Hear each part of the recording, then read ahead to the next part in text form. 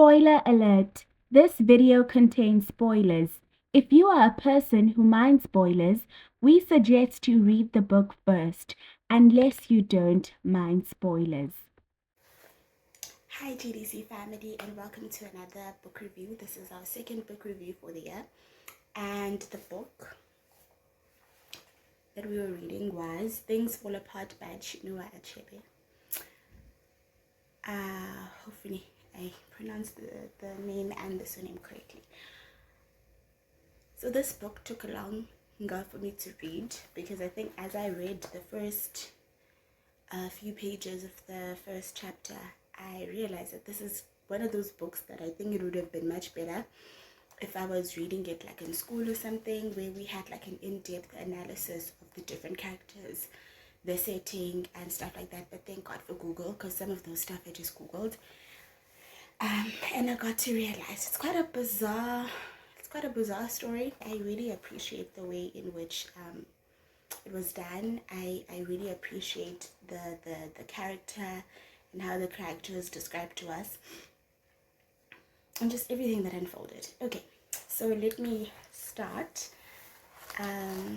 So I was reading this book from the library, and then with a bit of assistance from YouTube, there is like a 6-hour there's a 6-hour video that someone did while reading it's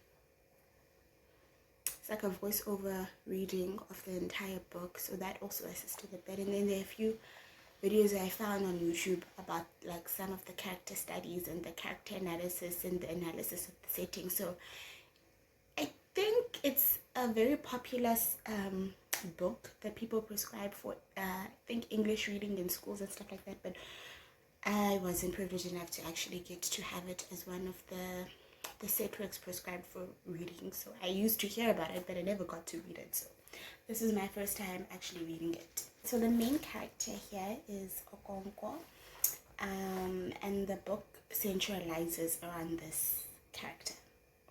So in chapter 1, we see that, he has been intentional about being the opposite of who his father was.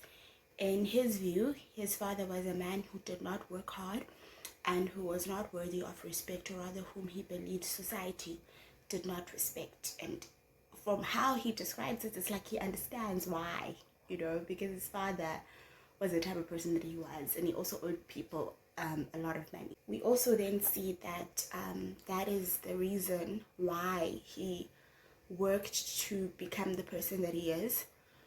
We see that he has moved up in the ranking of the tribes, and he is seen as a respected warrior. But the funny thing that I actually found funny is that though he works hard to become the opposite of who his dad is, he finds that his son is the opposite of who he is. Not inspired by his dad's work ethic, not trying to become like his father, not seeing it as something to aspire or as exemplary. And we see that Okonkwo now worries that, his son might be just like his dad. And we see that that's the character trait that he despises. But the introduction of, another young man to the tribe that Okonkwo trains, we see that he develops such a closeness with Okonkwo's son that, the things that Okonkwo wanted to teach his son, he ends up being taught those things, but through like an informal way of friendship that he establishes with this 15-year-old young man that is introduced into the child. So Okonkwo's son is 12,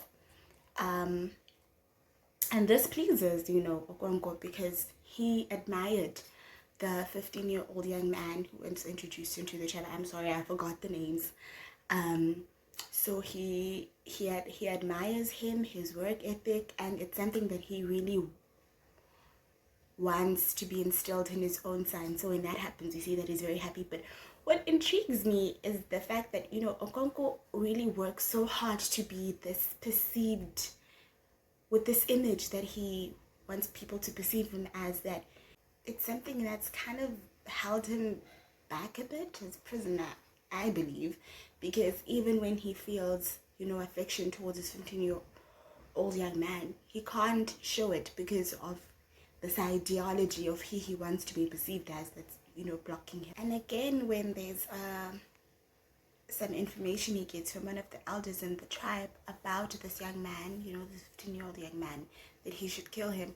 See, that's not really hard for him to actually, and I think I'm being a bit rash by saying it's not hard, but he ends up, you know, picking, you know, his perception of who he wants to be perceived as, you know, over his actual relationship with this young man and his love, when he is actually, you know, advised to kill him. Though initially the plan wasn't to kill him himself, he ends up killing him himself because he doesn't want to be seen as weak in front of the other men in the village. But we see he has a lot of flaws, even though he wants to seem as this, you know, great man that he perceives himself as in his head. He's being abusive to his wife, you know, even not being embarrassed, or rather not trying to prevent himself from acting the way that he did violently towards his wife, even during the week of peace. It shows that, you know, he's irrational in his thinking, and he's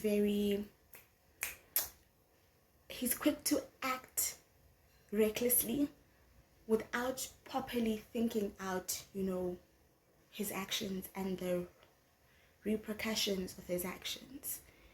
I must say, it surprised me a bit that he actually went ahead and actually killed this young man when he was advised to not be the one that kills him. But I think, judging from the things that have happened previously, like I mentioned, how he was violent towards his wife, and just his intent on wanting to be seen a particular way, kind of clouds his judgment, kind of clouds his rational thinking.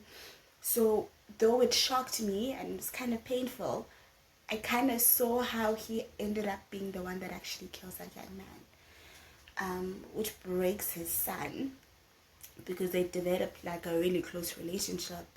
And we see that, I think it's a sort of like a curse, I'd say, for his actions, because even his daughter falls ill, though he's able to, you know, gather some leaves to help his daughter, you know, get well and be healed.